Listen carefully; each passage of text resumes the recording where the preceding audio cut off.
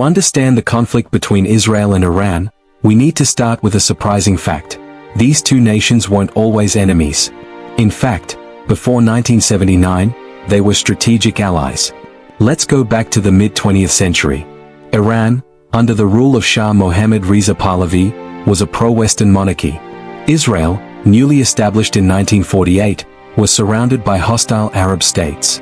Both countries shared common threats: Arab nationalism and Soviet influence in the region. The Shah saw Israel as a counterweight to Arab powers like Egypt and Iraq. Israel, in turn, valued Iran's oil supplies and its strategic location.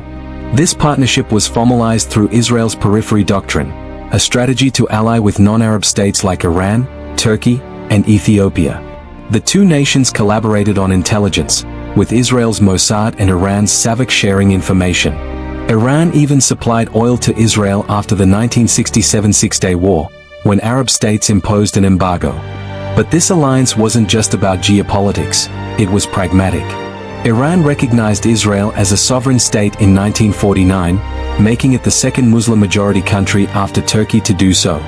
Trade flourished, and Israeli companies helped build infrastructure in Iran. So, what changed? The answer lies in a seismic event that reshaped the Middle East, the 1979 Iranian Revolution. In 1979, Shah Mohammad Reza Pahlavi was overthrown in a popular uprising led by Ayatollah Ruhollah Khomeini. The Islamic Republic of Iran was born, and with it came a radical shift in foreign policy.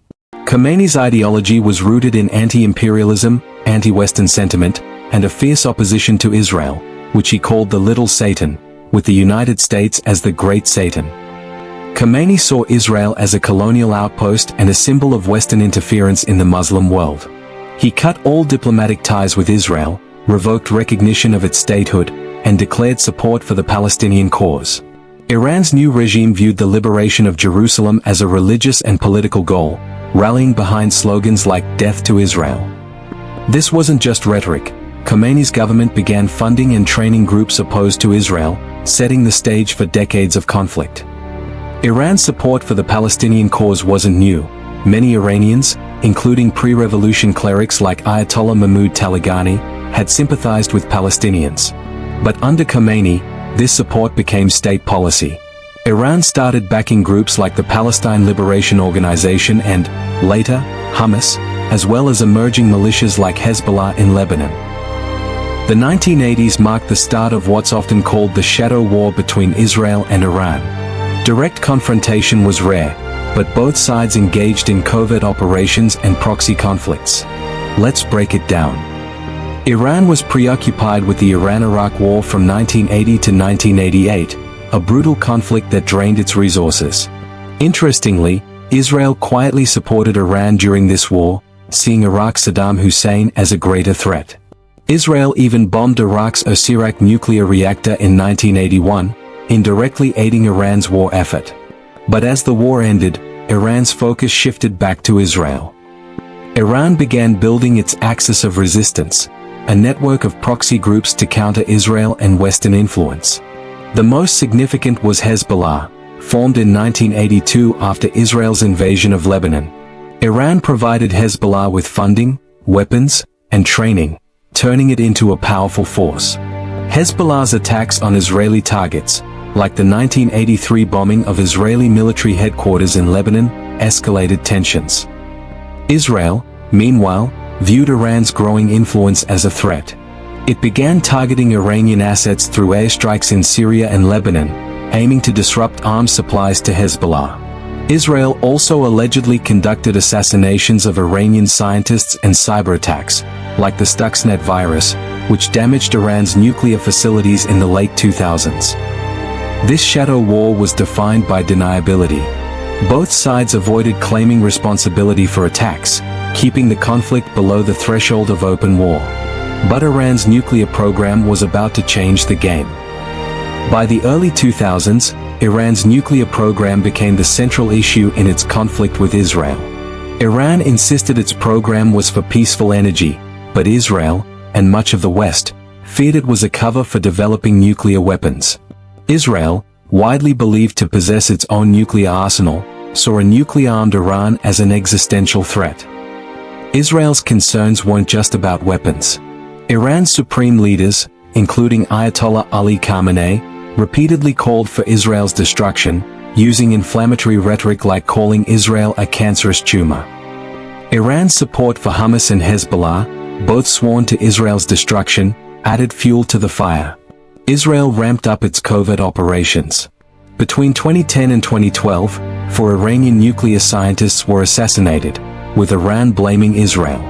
In 2020, Mohsen Fakhrizadeh, a top nuclear scientist, was killed in a sophisticated attack using a remote-controlled machine gun. Again, Israel was widely suspected. Israel also conducted airstrikes on Iranian targets in Syria, targeting weapons shipments to Hezbollah. Iran, for its part, retaliated through proxies.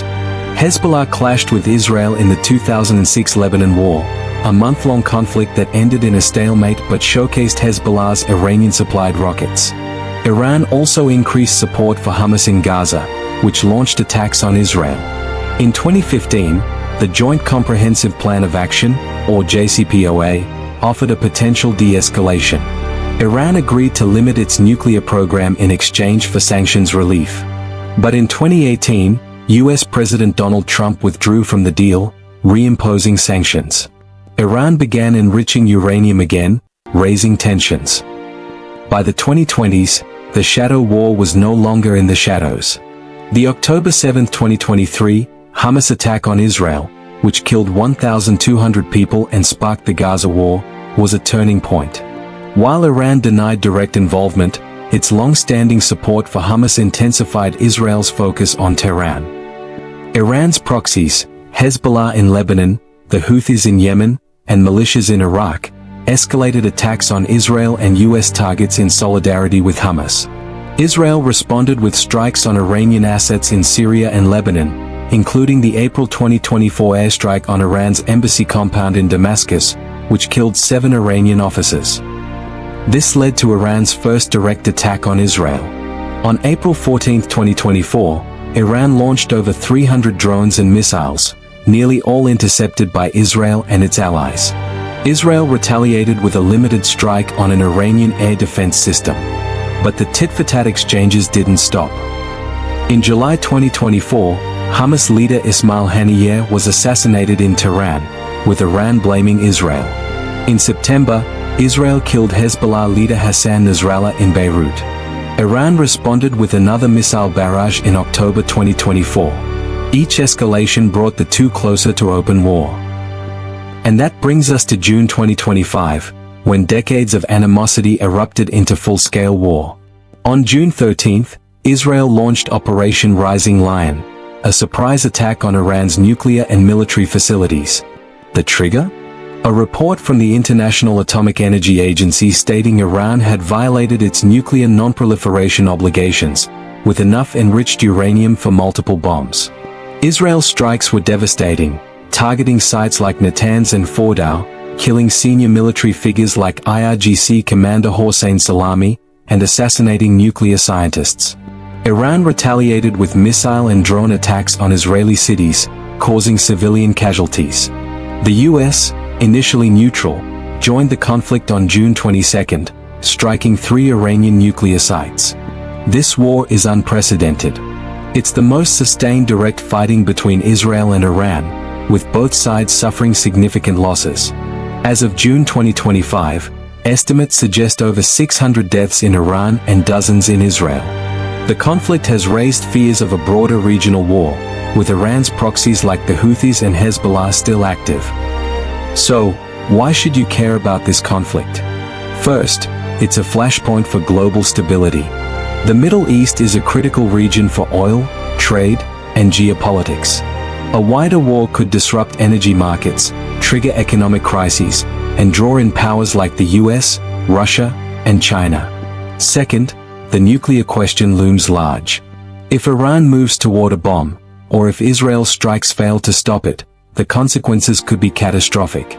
Third, this conflict is about more than two nations. It's a struggle for regional dominance, with Iran's vision of an anti-Western axis clashing with Israel's alliances with the US and Arab states. Finally, the human cost is staggering. civilians on both sides are paying the price for decades of mistrust and escalation. As we speak, the Israel-Iran war is ongoing, with no clear end in sight. Diplomacy has stalled, nuclear talks collapsed, and both sides seem dug in. Some analysts see a path to de-escalation through a new nuclear deal, but others warn of a prolonged conflict that could reshape the Middle East. US President Donald Trump has expressed interest in a deal, but also threatened military action. Iran's supreme leader Ayatollah Khamenei has vowed severe punishment for Israel. Meanwhile, regional players like Saudi Arabia and Turkey are watching closely, and global powers like China are calling for restraint. The future is uncertain, but one thing is clear: the Israel-Iran conflict is a defining moment in 21st century geopolitics. Will it lead to peace, or plunge the region into further chaos? Only time will tell.